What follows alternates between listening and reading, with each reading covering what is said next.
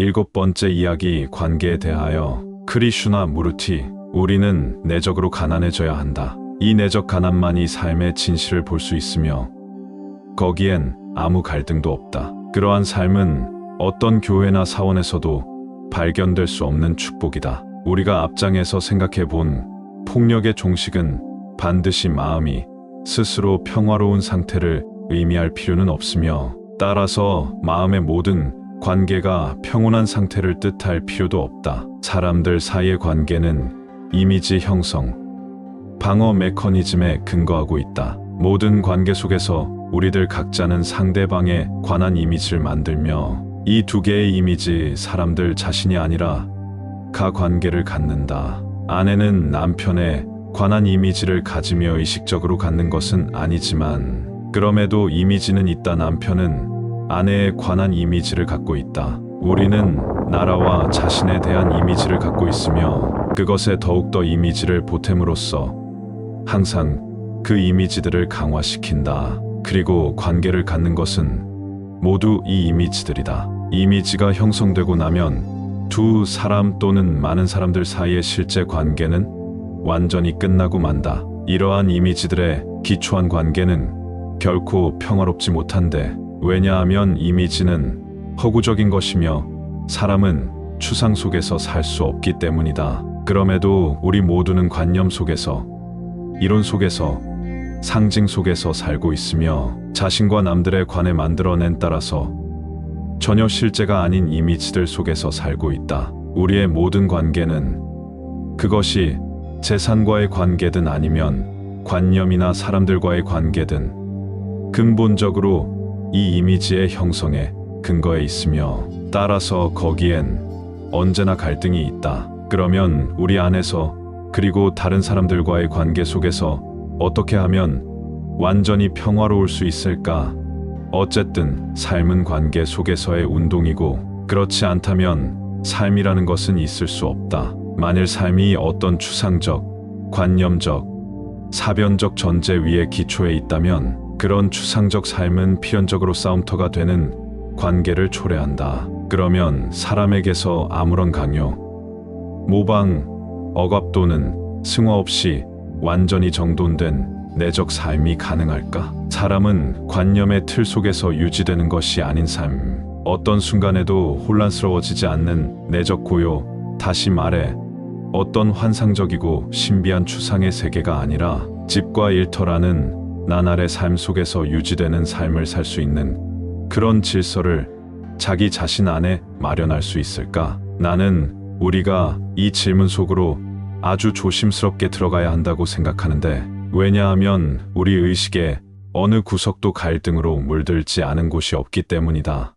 우리의 모든 관계 그것이 친한 사람과의 관계든 아니면 이웃이나 사회와의 관계든 속에는 이 갈등이 있다. 즉 반대, 분열 상태, 분리, 이중성 등의 갈등이 자신과 사회에 대한 관계를 관찰해 보면 우리 존재의 모든 차원의 갈등이 있음을 알 수 있다. 즉 아주 피상적인 대응이나 아니면 황폐한 결과를 가져오는 크고 작은 갈등이 있음을 알 수 있다. 사람은 갈등을 일상적 실존의 고유한 부분으로 받아들여 왔는데 그 이유는 사람은 경쟁, 질투, 탐욕, 취득심, 공격 등을 삶의 자연스러운 방식으로 받아들였기 때문이다. 우리가 그러한 생활 방식을 받아들일 때 우리는 액면 그대로의 사회 구조를 받아들이는 것이며 그래서 앞서 말한 존경할 만함이라는 틀 속에 사는 것이다. 우리들 대부분은 그것에 사로잡혀 있는데 그 이유는 우리들 스스로가 엄청나게 존대받기를 바라기 때문이다.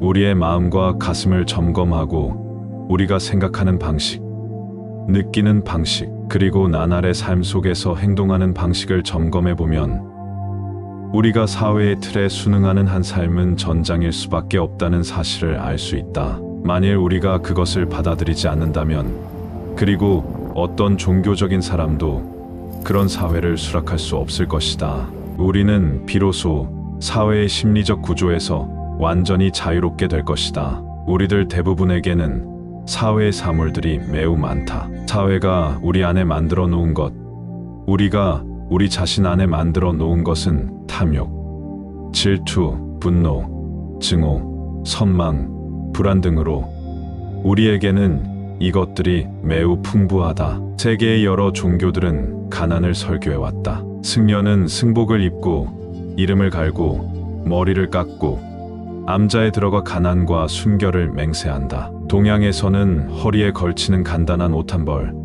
승복 한 벌에 하루 한 끼를 먹는데 우리는 모두 그런 가난을 존경한다. 그러나 그렇게 가난의 옷을 입은 사람들도 내적 심리적으로는 여전히 사회의 사물들을 많이 갖고 있다. 그 이유는 그들이 여전히 지위와 명망, 위세를 찾고 있기 때문이다. 그들은 이런 지위 또는 저런 등급에 속해 있고 이런 종교나 저런 종교에 속해 있으며 여전히 한 문화, 한 전통의 분열 속에 살고 있다. 그것은 가난이 아니다. 가난은 옷이 좀 더 많고 먹을 것이 좀 더 많다고 하더라도 도대체 그것이 무슨 상관이란 말인가?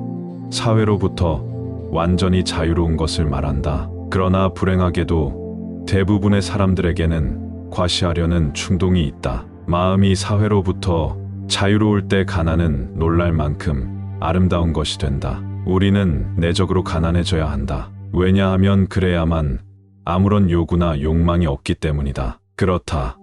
아무것도 이 내적 가난이 삶의 진실을 볼 수 있으며 거기엔 아무 갈등도 없다. 그러한 삶은 어떤 교회에서도 어떤 사원에서도 발견될 수 없는 축복이다. 그러면 어떻게 자신을 사회의 심리적 구조로부터 해방시킬 수 있을까?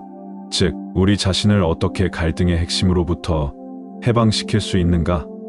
갈등의 가지들을 잘라내고 다듬는 것은 어려운 일이 아니다. 지금 우리가 묻고 있는 것은 완전한 내적 따라서 외적 고요 속에 살 수 있는지의 여부다. 이것은 우리가 식물적으로 되거나 정체적으로 된다는 것을 뜻하지 않는다. 반대로 우리는 역동적이고 생동적이며 힘으로 가득 차게 될 것이다. 어떤 문제를 이해하고 그것으로부터 자유로워지기 위해서는 대단히 정열적이고 지속적인 에너지가 필요한데 그것은 육체적, 지적 에너지뿐만 아니라 어떤 동기, 심리적 자극 또는 약물에 의존하지 않는 에너지를 말한다. 만일 우리가 어떤 자극에 의존한다면 그 자극은 곧 마음을 둔하고 무감각하게 만든다. 어떤 약물의 힘으로 일시적이나마 사물을 명징하게 보는 힘을 얻을 수 있을지는 몰라도 우리는 곧 이전의 상태로 되돌아가고 그래서 그 약물에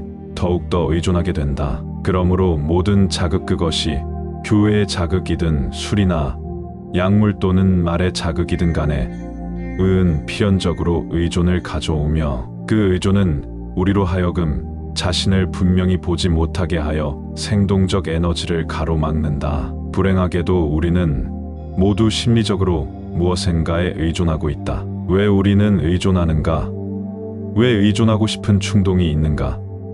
우리는 함께 여행하고 있다. 즉, 당신은 당신이 의존하는 원인들을 내가 당신에게 말하기를 기다리는 것이 아니다. 우리가 함께 찾으면 우리 둘 다 발견하게 될 것이고 따라서 그 발견은 당신의 것이 될 것이며 그렇게 됨으로써 그것은 당신에게 활력을 줄 것이다. 나는 내가 어떤 것에 의존하고 있음을 알고 있다. 예컨대 나를 자극하는 청중이 바로 그것이다. 나는 많은 청중에게 강연을 함으로써 그들에게서 일종의 에너지를 끌어낸다. 그러므로 그들이 내 말에 동의하든 반대하든지 간에 나는 청중들에게 의존한다. 그들이 동의하지 않으면 않을수록 그들은 나에게 더욱더 활력을 준다. 만일 그들이 동의하면 활력은 매우 미미하고 텅 빈 것이 된다. 사람들한테 강연하는 것이 나에게 아주 자극적인 것이기 때문에 나는 내가 청중을 필요로 한다는 걸 잘 안다. 그렇다면 왜 그런가? 왜 나는 의존하는가? 왜냐하면 나 자신 안에서 나는 깊이가 없고 나는 아무것도 아니며 나 자신 안에 항상 넘치고 풍부하고 활력 있고 움직이며 살아있는 원천을 갖고 있지 못하기 때문이다. 그래서 나는 의존한다. 나는 그 원인을 찾아냈다. 그러나 그 원인을 발견했다고 해서 내가 의존해서 자유로울 수 있을까? 그 원인의 발견은 다만 지적인 것이기 때문에 그것은 분명히 내 마음을 의존성으로부터 해방시키지 않는다. 어떤 관념을 단순히 지적으로 수락하는 것이나 어떤 이데올로기에 대한 감정적 무기는 자극을 주게 될 어떤 것에서 마음을 자유롭게 할 수가 없다. 마음을 의존해서 해방시키는 것은 자극과 의존의 전체 구조를 아는 것이며 그 의존이 어떻게 마음을 어리석고 둔하고 활발하지 못하게 하는지를 아는 것이다. 그 전부를 보는 것만이 마음을 자유롭게 한다. 그래서 나는 총체적으로 본다는 것이 무엇을 뜻하는 것인지를 따져보아야만 한다. 내가 어떤 특별한 관점이나 소중히 여기는 독특한 체험으로 삶을 볼 때, 또는 내가 모은 어떤 독특한 지식으로 삶을 볼 때, 위의 것들이 나의 배경이며 또는 약물에 의존하지 않는 에너지를 말한다. 만일 우리가 어떤 자극에 의존한다면 그 자극은 곧 마음을 둔하고 무감각하게 만든다. 어떤 약물의 힘으로 일시적이나마 사물을 명징하게 보는 힘을 얻을 수 있을지는 몰라도 우리는 곧 이전의 상태로 되돌아가고, 그래서 그 약물에 더욱더 의존하게 된다. 그러므로 모든 자극, 그것이 교회의 자극이든 술이나 약물 또는 말의 자극이든 간에 필연적으로 의존을 가져오며, 그의 의존은 우리로 하여금 자신을 분명히 보지 못하게 하여 생동적 에너지를 가로막는다. 불행하게도 우리는 모두 심리적으로 무엇인가에 의존하고 있다. 왜 우리는 의존하는가? 왜 의존하고 싶은 충동이 있는가? 우리는 함께 여행하고 있다. 즉, 당신은 당신이 의존하는 원인들을 내가 당신에게 말하기를 기다리는 것이 아니다. 우리가 함께 찾으면 우리 둘 다 발견하게 될 것이고, 따라서 그 발견은 당신의 것이 될 것이며, 그렇게 됨으로써 그것은 당신에게 활력을 줄 것이다. 나는 내가 어떤 것에 의존하고 있음을 알고 있다. 예컨대 나를 자극하는 청중이 바로 그것이다. 나는 많은 청중에게 강연을 함으로써 그들에게서 일종의 에너지를 끌어낸다. 그러므로 그들이 내 말에 동의하든 반대하든지 간에 나는 청중들에게 의존한다. 그들이 동의하지 않으면 않을수록 그들은 나 스스로 어떻게 갈등으로부터 자유로울 수 있을까? 라고 묻는다면 당신은 또 하나의 문제를 만들고 있는 것이며, 따라서 갈등은 증가하게 된다. 반면 당신이 어떤 구체적인 대상을 보듯 그것을 사실로서 분명히 똑바로 보기만 한다면 당신은 아무런 갈등도 없는 삶의 진실을 근본적으로 이해하게 될 것이다. 이것을 달리 얘기해보자. 우리는 언제나 그런 우리, 있는 우리와 그래야 하는 우리, 있어야 하는 우리를 비교한다. 그래야 하는 것은 우리가 이러저러해야 한다고 생각하는 바의 투영이다. 비교가 있으면 갈등이 있는데, 이 비교는 어떤 사람이나 어떤 것과의 비교를 말하며, 따라서 있었던 것과 있는 것 사이에 갈등이 있게 된다. 아무 비교가 없을 때에만 있는 것이 있으며, 있는 것과 더불어 사는 것은 평화롭게 사는 것이다. 그러면 당신은 절망, 추악함, 잔인성, 공포, 불안과 같은 자신 안에 있는 것에 마음을 빼앗기지 않고 당신의 모든 주의력을 기울일 수 있고 그것과 더불어 완전히 살게 된다. 그러면 모순이나 대립이 사라져 아무런 갈등이 없게 된다. 그러나 우리는 항상 자신을 어떤 것과 비교한다. 더 돈이 많고, 더 훌륭한 사람, 더 머리 좋은 사람, 더 애정 깊고, 더 유명하고, 더 이렇고 더 저렇고. 그 더라는 것이 우리 삶에서 엄청나게 중요한 몫을 하고 있다. 다시 말해, 우리 자신을 항상 어떤 것 또는 어떤 사람과 비교하는 것은 갈등의 주요 원인 가운데 하나다. 그러면 도대체 왜 비교하는 것일까? 왜 당신은 자신과 다른 것을 비교하는가? 어린 시절부터 우리는 비교를 배워왔다. 모든 학교에서 A는 B와 비교되었고, 그래서 A는 B처럼 되기 위해 자신을 파괴했다. 당신이 전혀 비교하지 않을 때, 이상도 대립도 없고 이중성의 요인도 없을 때, 당신이 있는 그대로의 당신과 다르려고 애쓰지 않을 때, 당신 마음속에는 어떤 일이 일어났는가? 당신의 마음은 반대되는 것을 더 이상 만들지 않고 고도로 총명하고 고도로 민감하고 엄청난 정열을 갖게 되었을 것이다. 왜냐하면 노력은 정열은 생명력인데 의 낭비인데 당신은 정열 없이 아무것도 할 수 없기 때문이다. 만일 당신이 자신을 다른 것 또는 다른 사람과 비교하지 않는다면 당신은 있는 그대로의 당신이 될 것이다. 비교함으로써 당신은 발전하고자 하고 성숙하고자 하고 더 이지적이고자 하며 더 아름다워지려고 한다. 그러나 그렇게 될까? 사실은 있는 그대로의 당신이며 당신은 비교함으로써 그 사실을 조각낸다. 그리고 이것은 또 에너지의 낭비다. 비교 없이 있는 그대로의 당신을 보는 것은 당신에게 볼 수 있는 엄청난 힘을 준다. 비교 없이 자신을 볼 수 있을 때 당신은 비교를 넘어서 있는 것인데 이것은 마음이 만족으로 침체해 있다는 의미가 아니다. 우리는 마음이 어떻게 에너지를 낭비하는지를 본질적으로 알고 있으며 이것은 삶의 전체성을 이해하는데 너무도 필요하다. 나는 내가 누구와 갈등하고 있는지 알고 싶어 하지 않는다. 즉, 나는 존재의 주변적 갈등에 대해 알고 싶지 않다. 내가 알고 싶은 것은 도대체 왜 갈등이 있어야 하는가에 대해서다. 이 문제를 나 자신에게 제기할 때 나는 주변적 갈등과 그 해결과는 아무 상관도 없는 기본적인 문제를 들여다본다. 나는 중심 문제에 관심을 갖고 있으며 욕망의 본질 바로 그것이 완전히 이해되지 않았더라도 필연적으로 갈등을 가져올 수밖에 없다는 걸 알고 있다. 혹시 당신도 알고 있는가? 욕망은 언제나 모순 속에 있다. 나는 모순된 것들을 욕망한다. 이 말은 내가 욕망을 부수고 통제하고 또는 승화시켜야 한다는 의미가 아니다. 나는 다만 욕망 자체가 모순된다는 것을 알 뿐이다. 모순된 것은 욕망의 대상이 아니라 욕망의 본질이다. 갈등을 이해하기 전에 욕망의 본질을 알아야만 한다. 우리는 자신 안에서 모순 상태에 있으며 이것은 욕망에 의해 초래된 것이다. 즉, 쾌락을 좇고 고통을 피하려는 욕망을 말하는데 우리는 이미 그러한 욕망 속에 살고 있다. 그래서 우리는 모든 모순의 뿌리로서의 욕망을 안다. 어떤 것은 원하고 어떤 것은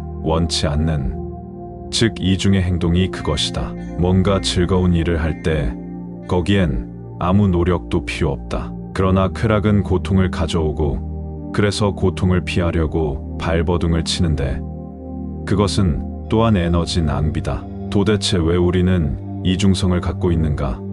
물론 자연에는 이중성이 있다. 남자와 여자, 빛과 그림자, 낮과 밤. 그러나 내적 사회적으로 우리는 왜 이중성을 갖고 있는가? 내가 그 이유를 당신에게 말해주기를 기다리지 말고 나와 함께 그것에 대해 생각해 보도록 하자. 그 이유를 찾아내기 위해 당신은 자신의 마음을 사용해야 한다. 나의 말은 당신을 비추는 거울에 불과하다. 왜 우리는 이 심리적 이중성을 갖고 있는가? 우리가 항상 있는 것과 있어야 하는 것을 비교하면서 자라도록 키워졌기 때문인가? 우리는 옳은 것과 그른 것, 좋은 것과 나쁜 것, 도덕적인 것과 부도덕한 것에 의해 제약을 받아왔다. 우리가 폭력의 반대, 선망의 반대, 질투, 비열함의 반대에 관해 생각하는 것이 그것들을 제거하는 데 도움이 된다고 믿기 때문에 그 이중성이 존재하게 된 것인가? 우리는 있는 것을 없애기 위한 지렛대로서 반대되는 것을 사용하는가? 아니면 실제하는 것으로부터의 도피인가? 당신은 어떻게 다뤄야 할지 모르는 실제하는 것을 피하기 위한 수단으로 반대되는 것을 사용하는가? 아니면 현재에 대처하려면 어떤 이상이 있는 것에 반대를 가져야 한다는 수천 년 동안 들어온 프로파간다 프로파간다 때문인가? 이상을 가질 때 당신은 그것이 현존하는 것을 제거하는데 도움이 된다고 생각하는데 결코 그런 적은 한 번도 없었다. 당신은 여생 동안 비폭력을 설교할지도 모르지만 언제나 폭력의 씨를 뿌리고 있는 것이다. 당신은 자신이 이러저러해야 한다는 생각과 어떻게 행동해야 한다는 생각을 갖고 있지만 실은 언제나 그와 다르게 행동하고 있다. 그래서 당신은 원칙, 신념, 이상들이 불가피하게 위선적이고 부정직한 삶으로 이끌어간다는 것을 안다. 있는 것에 반대되는 것을 만들어내는 것이 이상이므로 만일 당신이 있는 것과 더불어 있는 법을 안다면 그때는 반대되는 것이 필요치 않게 된다. 누구와 비슷하게 되려고 하는 것 또는 당신의 이상처럼 되려고 하는 것은 모순, 혼란, 갈등의 주요 원인 가운데 하나다. 어떤 수준에서든 혼란스러운 마음은 혼란한 채 남아있을 것이다. 즉, 혼란이 낳은 행동은 모름지기 더욱더 혼란으로 이끌어간다. 나는 이러한 사실을 아주 분명히 알고 있다. 즉각적인 육체적 위험처럼 분명히 알고 있다. 그래서 어떤 일이 일어나는가? 나는 더 이상 혼란에 의해 행동하지 않는다. 따라서 무의 우회는 완전한 행동이다.